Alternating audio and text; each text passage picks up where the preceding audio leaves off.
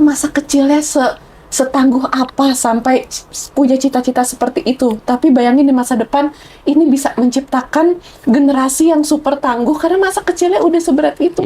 Ketika Pak Anies menyalurkan bantuan winter langsung gitu ya, Pak Anies juga benar-benar ikut masukin barang ke kardus, bagi-bagiin langsung gitu ya ke Gaza refugee. Itu good side-nya adalah banyak orang teraktivasi lagi untuk peduli Palestina.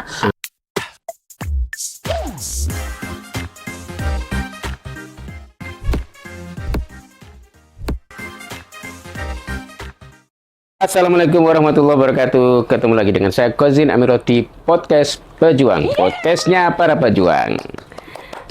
Pejuang apa saja. Dan kali ini saya ketemu dengan sosok pejuang kemanusiaan yang sudah tidak asing lagi bagi kita podcast pejuang, karena dia emang sosok pejuang.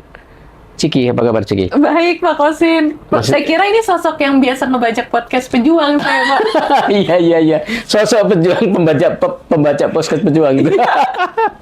Beberapa kali kan, punten Pak Kosin, saya ngebajak podcast pejuang. Iya, jadi host ya. Iya. Sekarang kamu saya host ya. Iya, jadi saya kembalikan kepada host aslinya. Oke. Seru loh, Pak. Selama saya ngebajak podcast pejuang, saya tuh kayak dapat kuliah umum gratis. Oh, iya. Selalu dapat ilmu-ilmu yang insightful, yang oh gini ya, oh gitu. Dari narsum ya? Dari narsum ya, jadi pokoknya berkah terus podcast pejuang, biar terus menciptakan pejuang-pejuang lainnya, ya. Siap!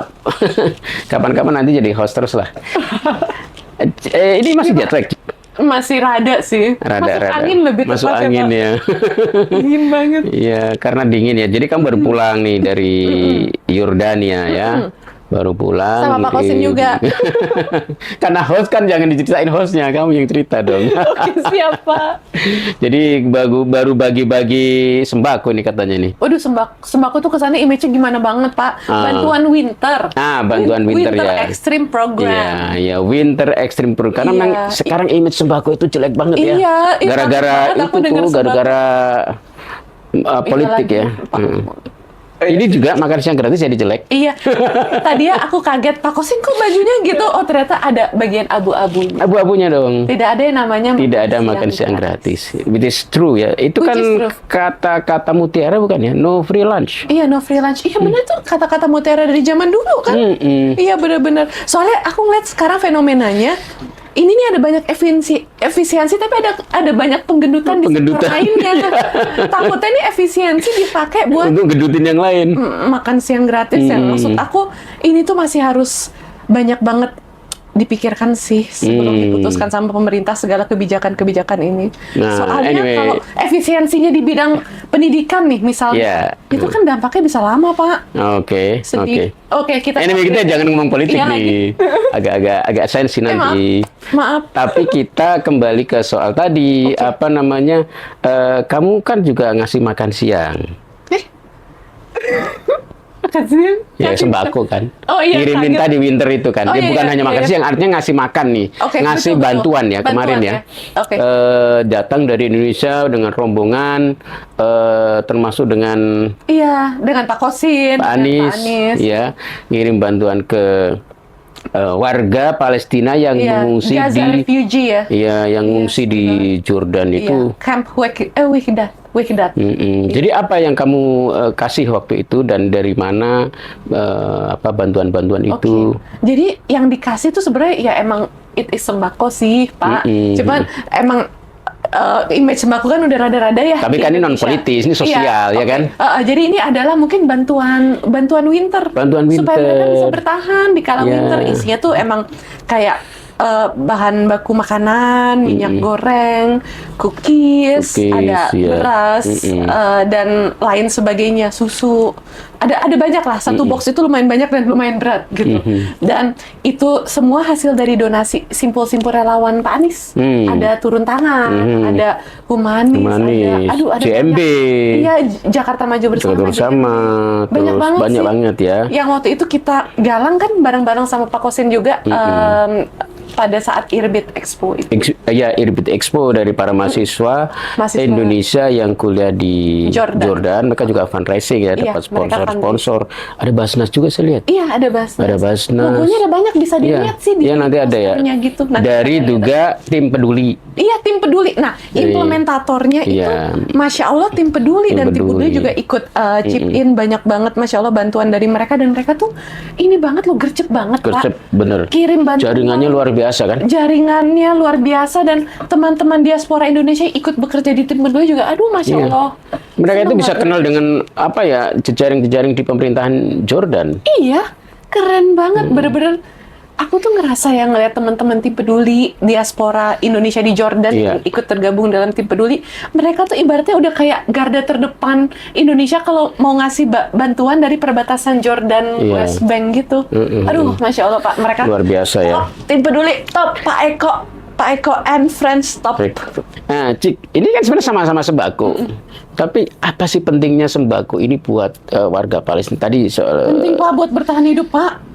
Kenapa? Mereka itu pekerjaannya apa sih para pengungsi ini? Mereka nggak bisa kerja. Setahu aku ya, dari aku ngobrol-ngobrol sama anak-anak tim peduli, mereka nggak bisa, maksudnya mereka ditampung gitu ya, semacam ditampung sama pemerintah Jordan.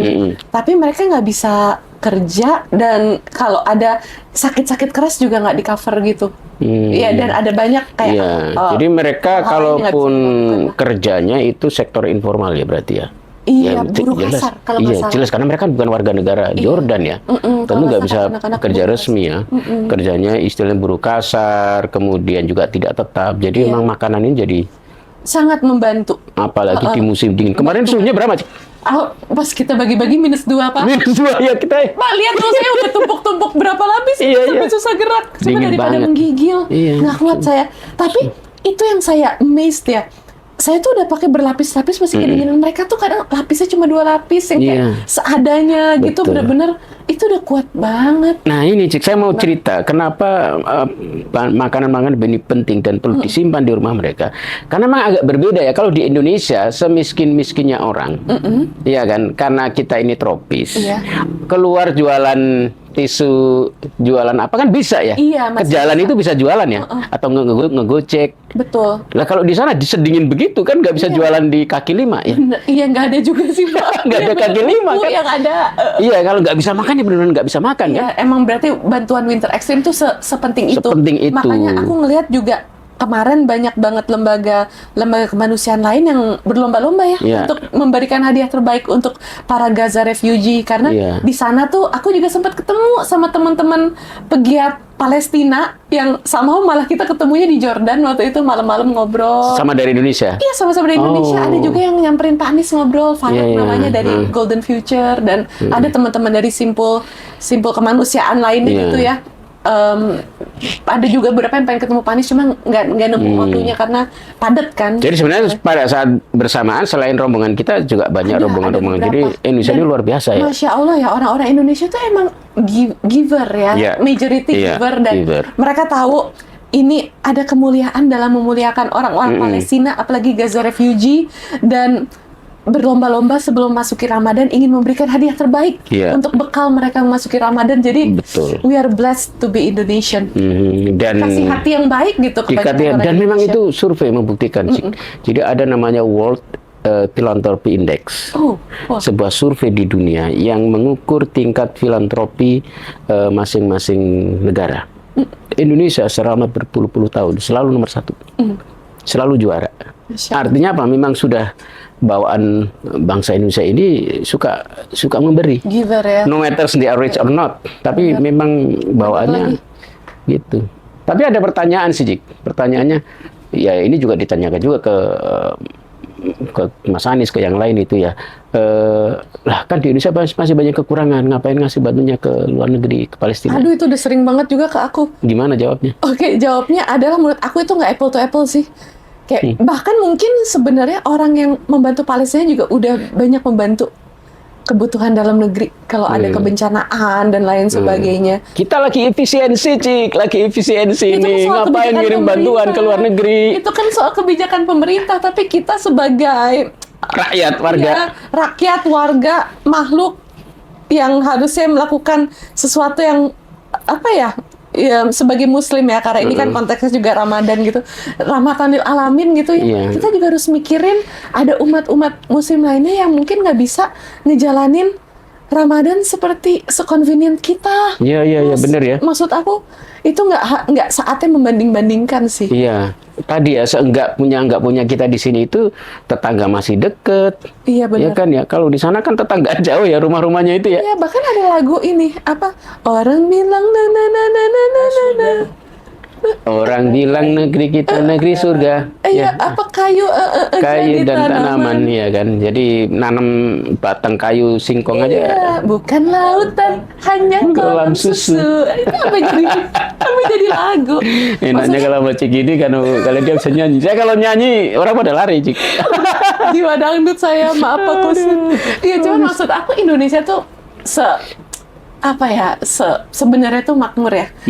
Nah, kalau di beberapa tempat gitu, ya winter kita lihat sendiri Pak Kosim, itu tuh kalau udah nggak berdaya banget. Iya betul, nggak bisa kemana-mana di -2. Iya, itu -2 aja aku udah. Itu, tapi kemarin sih nggak turun salju ya, ada sedikit. Aku turun sih, waktu Pak Kosim pulang turun. Sempat ada salju ya. Jadi sedingin itu dan ya tidak berdaya itu kalau memang pas winter. Nah waktu itu kan sempat ke keluarga itu.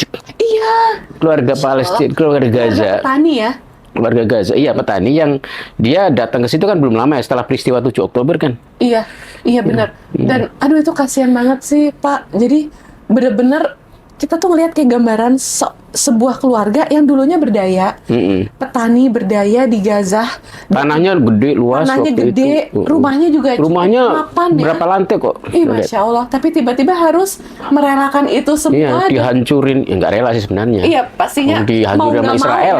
Iya, dihancurin Zionis, rahmatullah.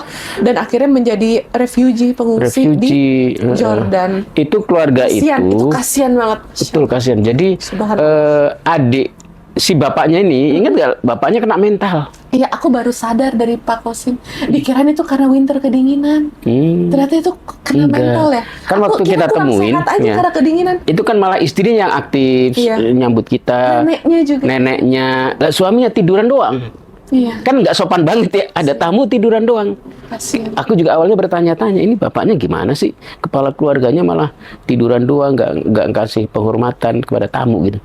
Rupanya kena mental. Kasihan, jadi mentalnya logiknya. Iya, bayangkan seorang kepala keluarga yang cukup wealth gitu ya, yang cukup kaya di Gaza, lalu tiba-tiba dihancurin sama Israel, lalu dia kehilangan semua harta bendanya, harus mengungsi. Bahkan adik dia kan terpisah lari ke Mesir. Oh, dari Rafah ya? Iya. Emang tercerai berai ya ketika menyelamatkan keluarga dan sebenarnya merekanya akhirnya sampai ke Yordan itu. Itu kan mengenaskan sekali. Mengenaskan. Dan yang bikin waktu itu aku sama Kak Sami sampai gitu pas ditanya cita-cita anaknya Pak Anies. Apa itu cita-citanya? Mau jadi pejuang Hamas. Anaknya umur berapa waktu itu? Aku nggak tahu deh, tapi kata Kak Sami ini seumur anak-anak gue gitu. Kira-kira ya TK gitu kali ya? Mungkin, atau SD ya, karena SD ya? Karena badan mereka juga bongsor ya. Kan? Jadi cita-citanya mau jadi pejuang. Terus Kak Sami sampai ngomong, Cik, bayangin itu masa kecilnya setangguh apa sampai punya cita-cita seperti itu. Tapi bayangin di masa depan ini bisa menciptakan generasi yang super tangguh karena masa kecilnya udah seberat itu. Iya, harus lari-lari, harus. Iya. Dan kan ada cerita mereka ketika sebelum sampai ke lokasi pengungsian sekarang, waktu itu ketika perjalanan itu katanya harus tidur di atas tanah, itu di tenda-tenda gitu kan ya. Sangat menyedihkan ya. Jadi memang mendengar cerita-cerita ini di luar urusan soal politik, militer dan sebagainya, tapi soal kemanusiaannya itu mengenaskan sekali. Harus di-highlight banget kemanusiaan. Mengenaskan sekali kan gitu ya. Dan kita waktu itu sempat ketemu dengan sebuah keluarga yang, ya tentu ini hanya salah satu. Ya kan? Hanya salah, dan banyak sekali kan keluarga-keluarga yang mengalami itu. Benar. Mungkin di Jordan ini kayaknya paling banyak ya pengungsi. Kalau aku nggak tahu paling banyak atau nggak, karena di Mesir kan juga banyak. Ya. Cuman aku nggak tahu jumlahnya. Tapi kalau di Jordan tuh sekitar 2 juta atau 4 juta ya. Cukup banyak. Dan ternyata majority orang Jordan is Palestinian. Dari tahun 1927 atau pas peristiwa Nakba 1948 mereka udah ke Jordan. Jadi mungkin separuh warga Jordan itu bahkan benderanya sama, benderanya iya sama ya. Iya. Beda ada bintangnya jadi Jordan gitu ya. ada bintang dan ternyata dimensinya lebih lebar. Jadi lebih panjang gitu. Lu bisa tahu ini kemarin ketemu apa katanya ketemu pedagang. Oh iya. Aku mau kasih ini ke Pak Kosin. Jadi waktu itu karena Pak Kosin super sibuk ya, harus ke luar negeri lainnya, gitu. Jadi Pak Kosin pulang duluan. Nah, jadi waktu itu aku belanja di Jordan lah, gitu. Iya. Terus yang jualan ini tuh orang West Bank, yang nggak bisa balik ke West Bank. Waktu itu sampai cari cara buat nitipin uang buat keluarganya di West Bank di dekat. Oh, ini yang jual orang Palestina. Orang Palestina. Ini kayak koin ya? Iya, ya guys, kayak koin. Ini koin ya bener ya? Iya, koin mata uang Palestina tahun 1927. Ya, Palestine 1927. Iya. Yang di-issue tanggal 1 November. Nih aku sampai nyatet waktu itu. 10 mils. Iya. Nah, jadi itu adalah mata uang resmi Palestina yang diakui oleh Inggris sampai akhirnya diganti 1948 menjadi lira Israel. Jadi ini adalah tanda awal mula penjajahan dan Nakbah. Gitu. Jadi ini tuh bukti Palestina lebih dulu ada dibanding Israel karena mata uang Palestina udah kebentuk dulu di tahun segini. Dan ini diakuin sama Inggris. Artinya mereka lebih awal sebenarnya. Jadi ini bukti dan ini kayak dijadiin keychain gitu. Jadi ini kenang-kenangan buat Pak Kosin yang sudah pernah juga berjuang untuk refugee Gaza, refugee Palestina, bantu-bantuin bagi-bagiin sembako dengan tangan langsungnya Pak Kosin waktu itu. Walaupun winter, Pak Kosin gesit banget tuh masukin bahan-bahan makanan, Masya Allah. Barakallah, Pak. Amin. Insya Allah, semoga itu bisa sama-sama jadi jariah ya kita semuanya. Dan termasuk teman-teman yang membantu, yang mendukung kemarin. Yang menitipkan bantuannya teman-teman jangan sungkan-sungkan untuk terus menitipkan bantuan ini. Nanti titipin aja ke Ciki. Kamu balik lagi kan? Aduh, saya mau banget sih. Aku mau banget titipin mungkin ke ini bisa ke kalau tim peduli itu kan implementator ya. Cuman tapi di sini banyak ya. Pak Eko juga bilang, Mbak Ciki, kalau misalnya nanti ada yang mau nitip donasi, kalau mau berupa yayasan, ke yayasan Islam Madinahnya Bu Yuanita Rohali. Bu Yuanita Rohali. Karena Bu Yuanita Rohali dengan Yayasan Islam Madinah juga dalam waktu dekat akan berangkat habis Lebaran katanya. Ke perbatasan untuk ngasih bantuan lagi ke Gaza refugee. Nah, kemana tuh? Ada nggak bisa nanti ditulis di sini? Mungkin nanti untuk rekening Yayasan Islam Madinah kita taruh di sini ya. Boleh nggak? Ini atau mungkin follow akunnya Bu Yuanita Rohali. Bu Yuanita atau akun Ciki lah. Upload kegiatan. Jadi teman-teman ini akan bolak-balik ke sana. Atau kalau teman-teman yang tertarik untuk ke sana, ya kan bisa juga kan? Bisa. Nganterin langsung dan bisa melihat suasana situasi seperti yang Ciki lihat tadi. Ciki ke sana itu kan merasakan langsung ya, istilahnya denut kehidupan sehari pengungsi itu beda kan ya dengan kalau tidak langsung datang. Beda nggak sih? Aduh, beda banget sih. Dan yang aku seneng ya ketika Pak Anies menyalurkan bantuan winter langsung gitu ya. Pak Anies juga benar-benar ikut masukin barang ke kardus, bagi-bagiin langsung gitu ya ke Gaza refugee. Itu good side-nya adalah banyak orang teraktivasi lagi untuk peduli Palestina, untuk ingat Palestina dan untuk donasi lagi ke Palestina. Jadi Pak Anies itu berhasil menstimulasi, mengaktifasi banyak orang karena untuk itu kembali kan tujuannya untuk menularkan banyak-banyak awareness kebaikan.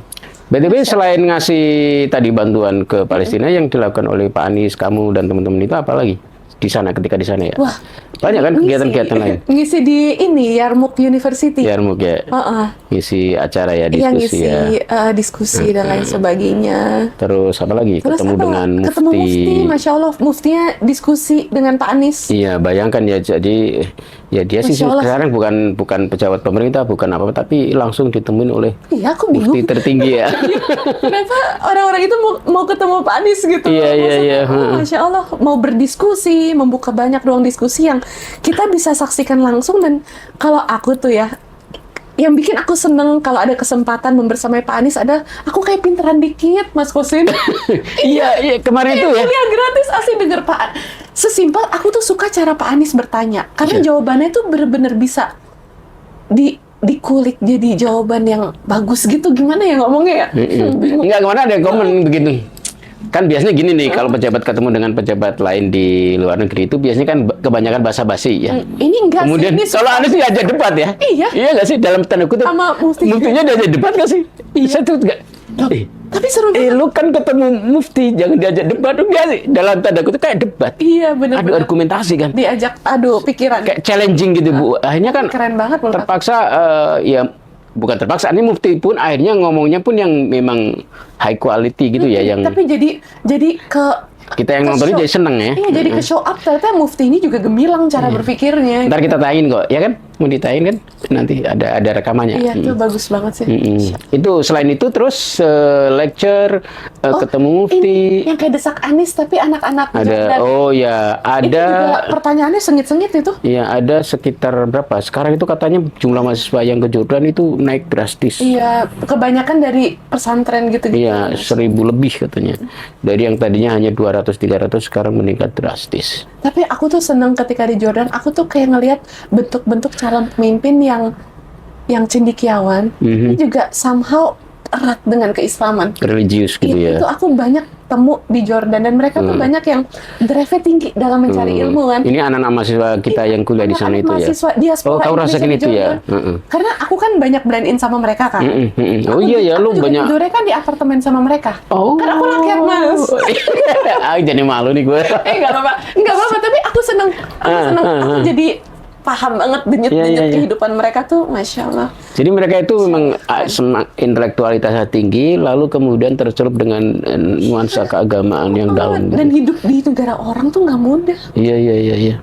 Karena maksudnya aku seneng banget sih Iya. bisa kenal kalian semua teman-teman mahasiswa Indonesia di Jordan. Kalian semua keren, masya Allah.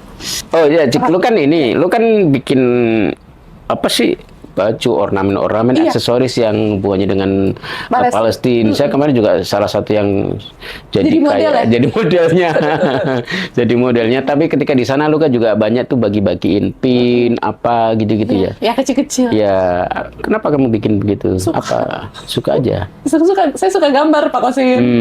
Itu bagian I dari. draw a lot. Aku emang coping mechanism aku tuh apa-apa gambar. Tapi gambarnya yang simple-simple, yang lucu-lucu gitu lah. Dan iya, daripada hanya di iPad, aku print.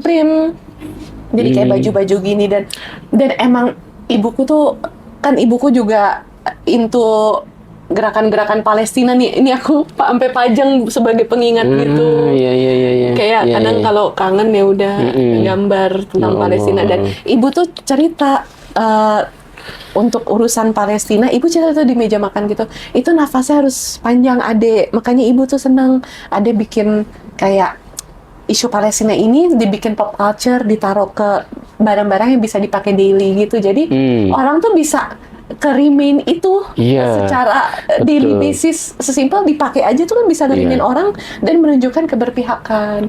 Dan emang waktu itu awalnya aku bikin karena ada beberapa teman aku non-muslim tapi mulai into isu Palestina, tapi ngerasa kok kayak barang-barang kepalestinaan kayaknya muslim banget gitu. Punten pisan. Nah terus itulah aku mulai tercetus, aku mau bikin sesuatu yang Palestina tapi pop culture sehingga orang yang bukan muslim pun kalau pakai nggak ngerasa awkward.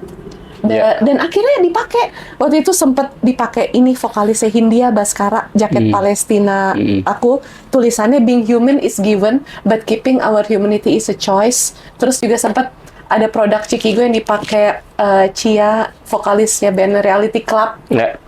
Itu ada gambar Kevi sama semangkanya gitu di celana Cikigo yang dia pakai. Terus dipakai manggung sama Mbak Endah Endresa juga, gitu dan lain sebagainya. Jadi emang tujuan aku adalah untuk mempopculturekan isu Palestina sehingga nafas soal Palestina ini menjadi semakin panjang.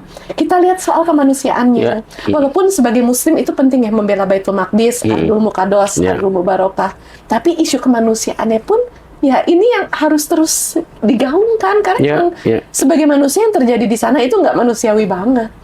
Nah ini guys, jadi betul. Ceasefire-nya gagal lagi pas Ramadan ini.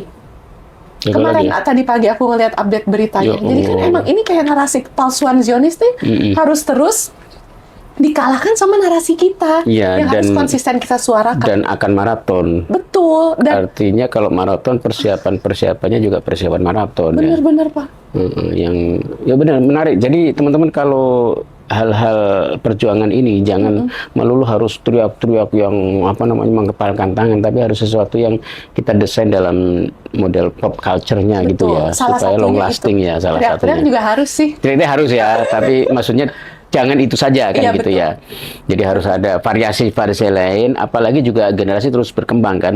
Mereka perlu kitanya perlu adjust ya. Betul. Dengan cara aku tuh salah satu orang yang suka dengan atribut gitu. Kayak untuk show kalau kita tuh bagian dari perjuangan ini. Dan kamu tiap hari itu drawing? Viva la Resistance, hampir, tapi nggak tiap hari juga. Kayak hari ini belum gambar. Ya karena sibuk ya. Oke, itu satu sisi lain dari dirimu dan Palestina. Nah, kembali ke soal yang kemarin kita ke Yordan itu. Bikin mau cerita pengalaman Pak Kosin jadi model Cikigo. Kayaknya nggak ada yang nonton. Tapi aku lihat fotonya bagus banget. Iya kan?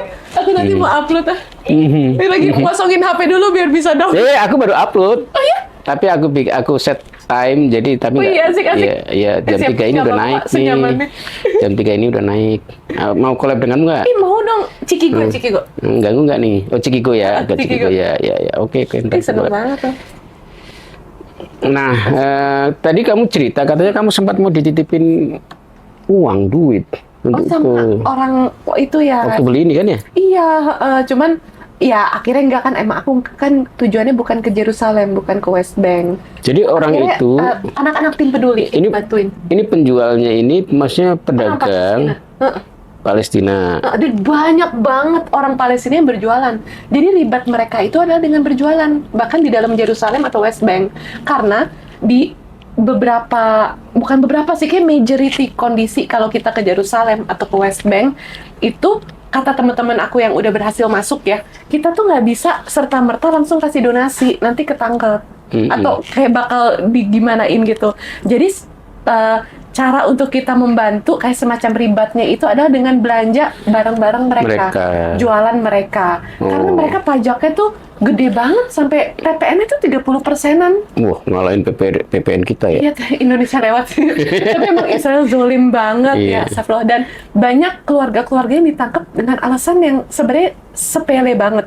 Jadi misalnya mereka ngepost apa di IG atau ngepost apa di Facebook, lambang bendera Palestina aja. Jadi bendera Palestina kan restricted di sana. Jadi Masya Allah ya, kuasa Allah. Bendera Palestina itu benar-benar nggak boleh berkibar di sana, bahkan di wilayah Palestina, tapi itu berkibar di seluruh dunia. Apalagi ketika ada aksi. Bahkan di jaket aku gitu. Maksudnya di sana tuh benar-benar, kata temen aku yang kemarin bisa masuk, kata ini Galih, anak tim peduli, yang kemarin kan Galih bantu nyetirin aku ya. Galih tuh cerita, jadi dia atau temennya bawa keychain very small, ada lambang bendera Palestina, itu dibuang, diinjak, dibukain kopernya. Jadi katanya, kata teman aku satu lagi, namanya Bang Amar, maaf ya Cik, gue nggak bawa jaket yang lu bikin, takutnya nggak bisa masuk Yerusalem gitu. Iya nggak apa-apa Bang, gue ngerti. Kemarin diceritain juga sama Galih, keychain aja tuh sampai dibuang, diinjak gitu. Iya, padahal cuma keychain ya. Sensitif banget mereka sama bendera. Nah, ini penjual ini mau nitip uang ke kamu karena dia nggak bisa masuk. Dia nggak bisa masuk ke sana. Dia mengira kamu akan ke sana. Ke West Bank. Tapi kan enggak gitu. Kamu bilang kamu enggak, akhirnya kamu nggak bisa membantu dia untuk menyalurkan. Tim peduli. Hanya tim peduli membantu menyalurkannya. Iya. Karena benar-benar mereka tuh nggak dibikin nggak bisa balik lagi. Iya. Bahkan ke West Bank, ini bukan Gaza loh. Pertanyaan sederhana Cik, dari masyarakat mungkin penonton juga ya. Kalau lu kan pergi sama Pak Anies sama tim, sama Pak Kosin juga. Iya, sama Pak Kosin juga ya. Nah, kenapa nggak lanjut sampai ke Gaza, Yerusalem? Mau banget, tapi kan saya belum ada visanya. Nggak, susah ya masuk sana? Susah, dan aku takut sih, karena kalau nama aku di Google udah langsung keluar. Wah, ini fashion show bertema Palestina gitu-gitu. Jadi kan kalau mereka checking ya, kalau jadi untuk kamu dapat visa ke sana? Kayaknya kemungkinannya kecil. Tapi aku bingung, beberapa teman aku bisa. ternyata ada beberapa trik, yaitu misalnya 8 bulan nggak ngepost Palestina dulu, atau ngapus-ngapusin. Dan aku pikir kan sesimpel, aku private aja IG-nya, tapi ya Meta aja bikinan mereka. Iya. Nah, mereka biasanya sampai ke Gaza? Atau kalau yang bisa masuk Gaza cuma medical team ya? Medical yang kayak team. kemarin Farhan yang datang ke sini. Itu bisa. Tapi kalau yang orang umum itu baru sampai ke Yerusalem. Iya, Yerusalem, West Bank. Tapi kan juga ke Yerusalem juga belum tentu bisa ngasih bantuan juga ya. Iya, lebih efektif dirimu yang ke Yordan ya. Ngebeli barang mereka. Yang ngebeli jualan mereka kan kalau direct ngasih bantuan itu kalau ketahuan kalau nggak salah ya bakal akan dipermasalahkan gitu. Iya, tapi ngebeli barang juga berapa yang bisa dibeli kan gitu. Tapi teman-teman aku keren-keren banget Mas, sampai ke Just Tipin. Itu ada kali teman aku Bang Amar sampai 2 koper itu isinya 1000 kefiyeh bikinan orang Gaza. Jadi karena emang orang-orang teman-teman apalagi yang udah aktif into gerakan Palestina ini tahu cara membantu mereka adalah dengan ngebeli jualan-jualan mereka. Kefiyehnya atau kufiyah ya istilah mereka. Terus tatris itu kayak rajutan-rajutannya. Kefiyah itu ya kopiah. Di kita itu kopiah. Peci itu kan bahasa Jawanya kopiah. Mungkin dari situ kefiyah. Iya mungkin ada ininya ya kata-katanya. Ada sambungannya begitu. Kayak gitu. Jadi emang orang-orang yang kesana tuh udah tahu sih cara untuk membantu mereka ya dengan cara membeli banyak dagangannya. Donasi langsung tuh, iya kata teman-teman aku rada sulit ya. Ya sulit ya pasti ya. Tapi orang Indonesia selalu menemukan cara untuk membantu. Aku kaget itu teman aku Bang Amar berkoper-koper Just Tipin kefiyeh 1000. 1000. Jadi dipadet-padetin gitu.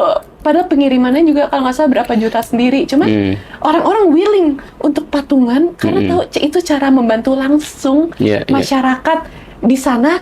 Ibaratnya yang murabit toh yang menjadi garda terdepan Masjidil Aqsa. Karena kenyataannya di sana sedih banget Mas. Aku diceritain sama teman-teman yang baru balik, itu syaf yang Muslim sholat tuh cuma 2 syaf, 3 syaf. Jadi emang orang-orang Muslim dibikin kesannya itu kayak sulit untuk bisa sholat di sana.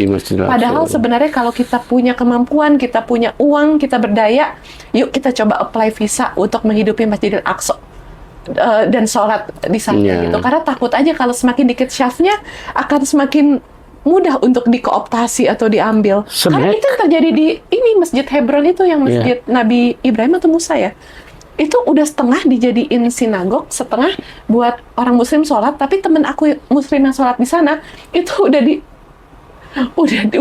diawasinnya pakai pistol kalau sujud lama-lama gitu. Sujud lama ditodong. Aku nggak ngerti, temen aku nggak cerita detail, cuman yang ngejagain mereka sholat tuh tentara yang tentara Israel. Karena setengah udah dijadiin. Sebenarnya bisa ya wisata ke sana itu ya? Ke sana mana? Ke Yerusalem. Kalau dapat visanya. Tapi pasti mereka batasi ya. Nah iya itu politikan mereka. Cuman ada kan kemarin aku ngobrol intens dan banyak banget ya. Ada yang bilang juga Kak, jadi sekarang Israel tuh lagi yang aku nangkep ya, lagi koit industri pariwisatanya karena branding mereka, nama mereka di internasional udah jelek banget. Jadi ini kita harus tahu ya, secara narasi Palestina udah menang dan Indonesia itu yang salah satu yang sangat amat berpengaruh dengan gerakan Julid Fisabilillahnya. Kan kita ada gerakan Julid Fisabilillah nih. Julid Fisabilillah. Menarik, Julid Fisabilillah. Tapi dengan tujuan for Allah. a good cause gitu ya. Nah, itu Indonesia sama Malaysia anyway, bukan Indonesia aja yang Indonesia itu. Malaysia ya. Iya, tapi aku seneng banget.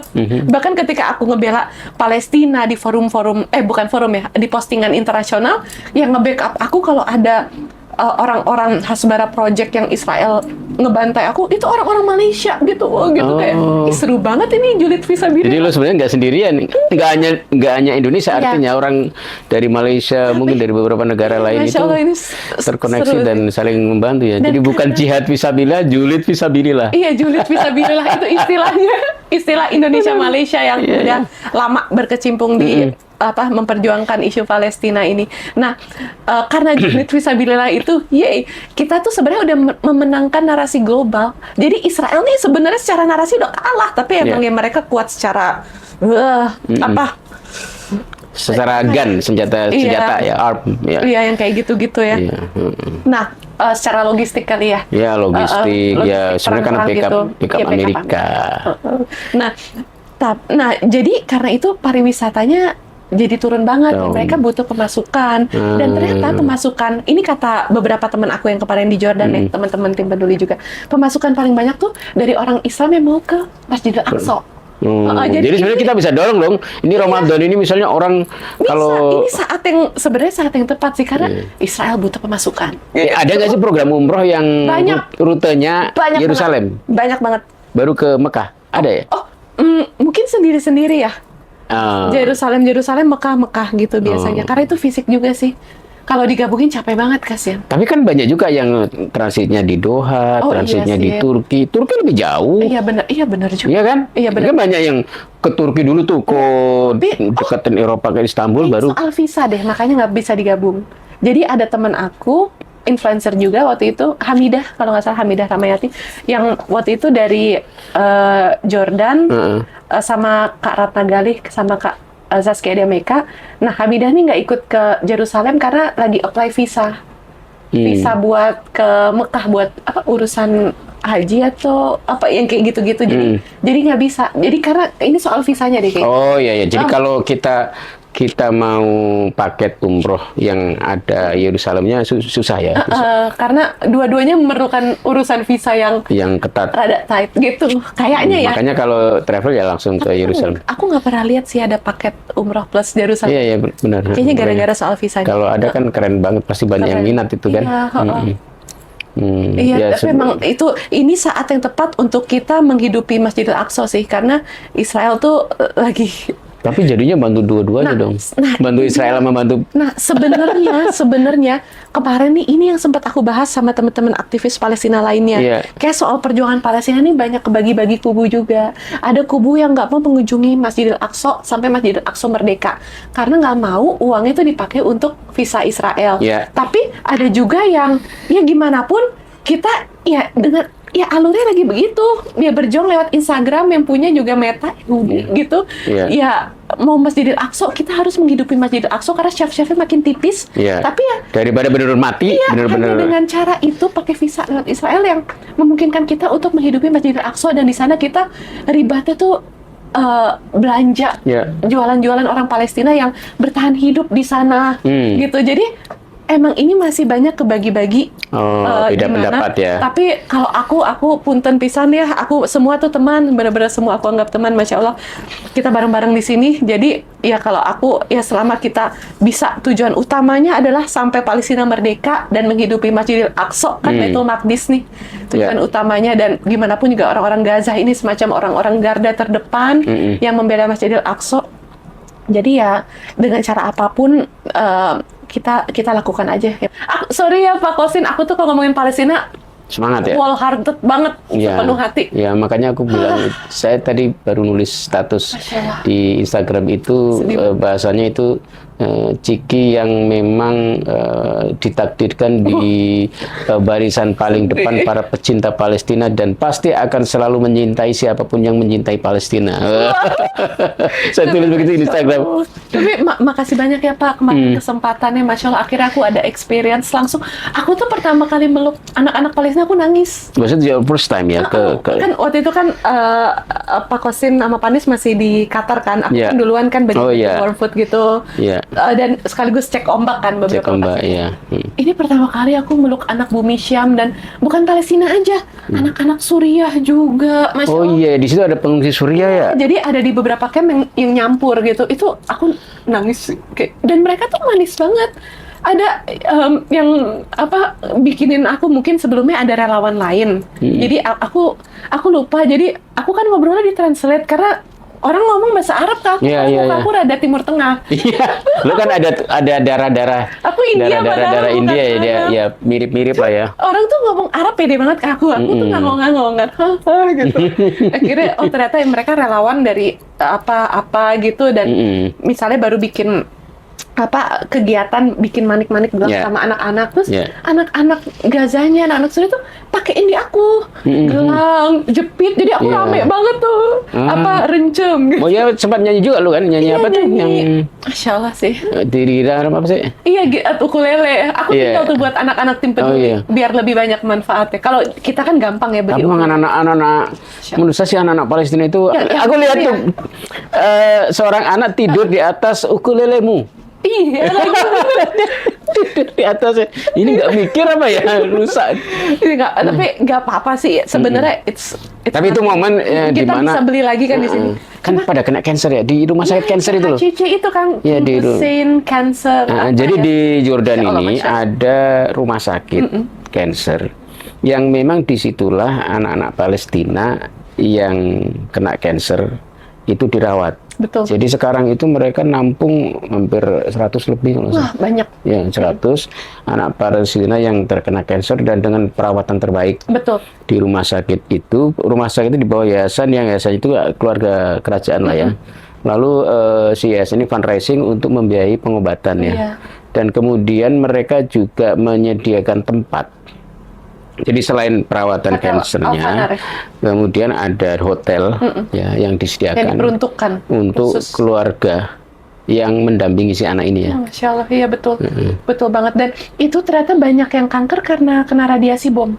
Oh. Itu bom memang sadis, itu bom terjahat ya yang dipakai Israel. Jadi kenapa banyak anak Palestina kena kanker itu karena radiasi Radiasi bom. bomnya. Iya, kemarin itu kan kita lihat ada yang Sadis itu. matanya ditutup, Itu nggak tega banget Wulan. ada Ini iya. banget. Termasuk yang Zolim banget, yang bener-bener. nidurin ukulelemu tuh anaknya kenapa itu ya? Iya, namanya Joey atau apa? Itu Iya, kanker lucu, mata. lucu. Kanker mata kan yang sebelah. lucu banget ya. Keriting, si Kiting. Keriting ya.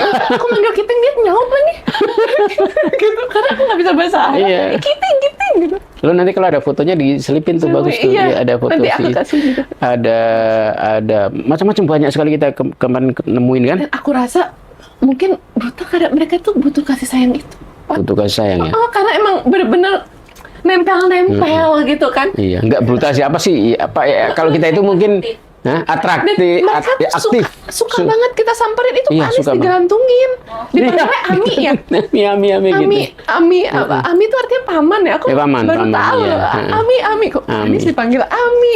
Perasaan namanya Pak Anis gitu. Iya, Ami. Itu panggilan kalau orang Arab kalau manggil orang tua yang bukan keluarga langsung untuk menghormati itu Ami.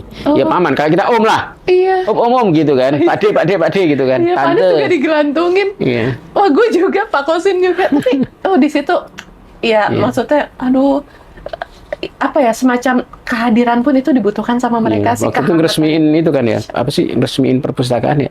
Taman Baca ya. Dari Humanis yang nggak salah ya di situ. Apa lagi aku? Iya, yang di asrama, yang di hotelnya. Oh iya, yang di Al-Fanar ya?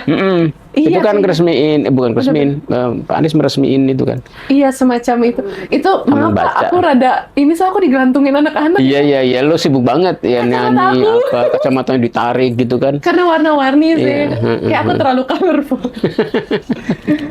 Iya. Masya Allah. Oke. Dan saya kira perjalanan kemarin itu pengalaman yang menarik sekali ya, Iya, Cika ya. kasih Pak kesempatan. Apa hikmah terbesar dari perjalanan kemarin itu? Bahwa kita harus banyak-banyak bersyukur sih. Dan aku tuh ngerasa kita nggak harus tunggu kaya banget, berdaya banget Iya. untuk membantu sesama. Iya, ya dikala walaupun sekarang kita sedang efisiensi, Ya. sedang mungkin secara ekonomi juga Indonesia lagi kesulitan, tetapi tetap jangan lupa juga ya dengan saudara-saudara kita di Palestina ya. Dan aku tuh ngerasa, kan kemarin kan kita tuh menggalang bantuan ya. Aku tuh jadi inget quotes-nya Bung Hatta. Sendinya orang Indonesia tuh gotong royong dan patungan. Oke. Walaupun mungkin kita chip in beberapa yang kayaknya Kecil-kecil, tapi kalau dikumpulin itu bisa membuat sebuah kekuatan yang bisa meringankan beban orang lain, bahkan Nah, itu. orang-orang overseas, orang-orang Gaza refugee yang emang benar-benar membutuhkan sekali bantuan dan uluran tangan kita. Jadi wow, quote Bung Hatta tuh pada saat kemarin di Gaza refugee camp itu aku Terngiang-ngiang ingat banget sih, kayak ih bener ini Bung Hatta. Oke, quote Bung Hatta menutup podcast kita pada sore hari ini. Dan teman-teman, pejuang bukan hadapi. Iya.